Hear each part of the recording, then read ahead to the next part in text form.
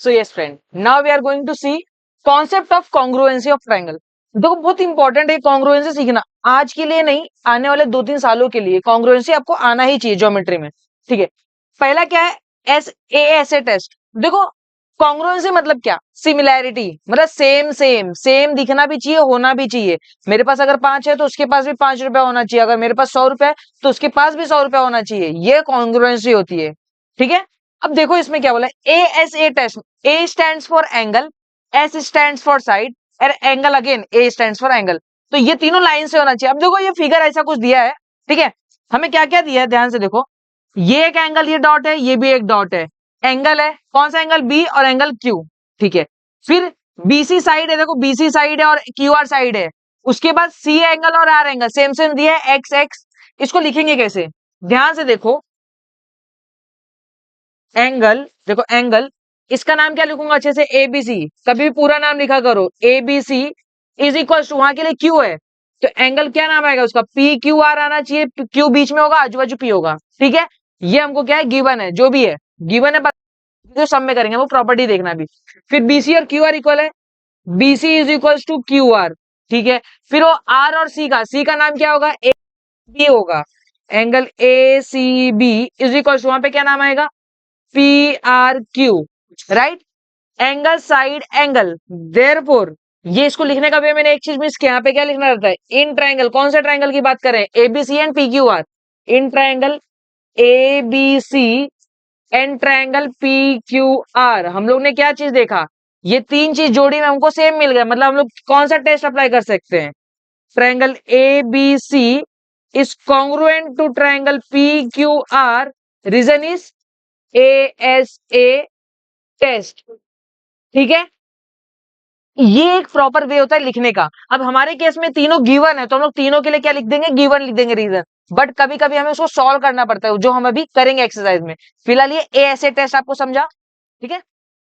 क्या है सेकेंड वाला, SAS test, S stand for side angle side, तो साइड एंगल साइड जोड़ी देखना होता है हमको। देखो ये साइड और ये साइड इक्वल दिया है, फिर ये एंगल और ये एंगल इक्वल दिया है। देखो सेम लाइन का मतलब होता है वैल्यू सेम है, और डबल लाइन का मतलब ये दोनों भी सेम है, साइड एंगल साइड। ठीक है, अब लिखेंगे कैसे इसको, ए बी और वहां का पी क्यू, पर कौन सा ट्राइंगल में लिखना पड़ेगा, in triangle A B C and triangle P Q R, A B is equal to P Q, ये हमको गिवन, देखो पहला A B is equal to P Q, फिर ए बी सी, ये एंगल, ये डॉट वाला और ये डॉट वाला, राइट, नाम क्या है, angle A B C is equal to, उधर के लिए एंगल का नाम क्या है, पी क्यू आर, इक्वल है, और उसके बाद बीसी और Q R, BC is equal to Q are.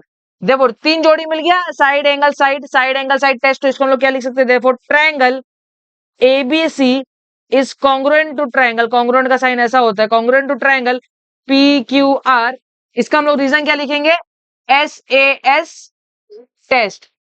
Simple, मैंने दो चीज लिख के बताया, बाकी का सिर्फ मैं डायग्राम और उसको एक्सप्लेन करके बताऊं। लिखने का पैटर्न यही रहेगा, जो इक्वल है उसको पैटर्न में लिख दो, फिर ये SAS टेस्ट करना है। अब बाकी के तीन जो है, सो अब हम लोग कौन सा देखेंगे, थर्ड वाला देखेंगे।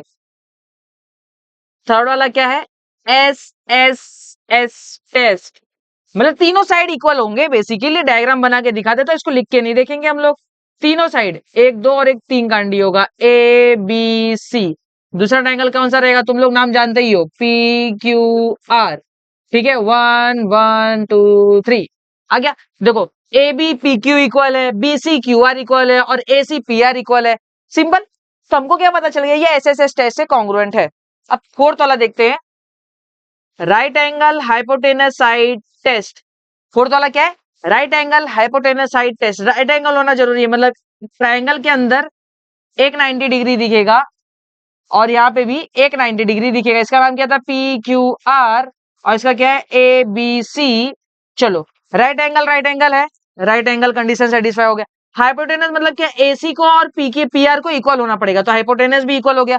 अब बचे क्या, दो साइड, तो कोई भी एक साइड हमारा सेम होना चाहिए। मैं किसको लूं, इसको ले लूं, BC को और QR को, दोनों सेम है। ऐसे टाइप का जब सम होता है तो उसको हम लोग क्या नाम देते हैं, RHS साइड टेस्ट।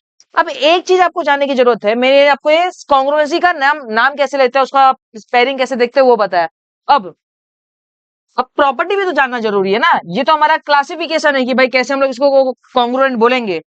क्लासिफिकेशन ए, प्रॉपर्टी क्या है, अगर मैंने बोला triangle A B C is congruent to triangle P Q R, इसका मतलब मैं ये बोल रहा हूं कि A B is equal to P Q होगा, ये ए बी और ये पी क्यू इक्वल होगा, और ये बी सी और क्यू आर इक्वल होगा, बी सी और क्यू आर इक्वल होगा, एंड ये ए सी, ये पी आर, ठीक है, P A C is equal to P R होगा, ठीक है, सारे साइड्स इक्वल होंगे। मेरा कॉन्ग्रुएंसी का मतलब यही होता है। इसका मतलब क्या है, corresponding sides of congruent triangle, corresponding sides of congruent triangle, side equal हो गया। अब मेरे को एंगल भी तो इक्वल बताना होगा, तो एंगल का नाम बताओ क्या है।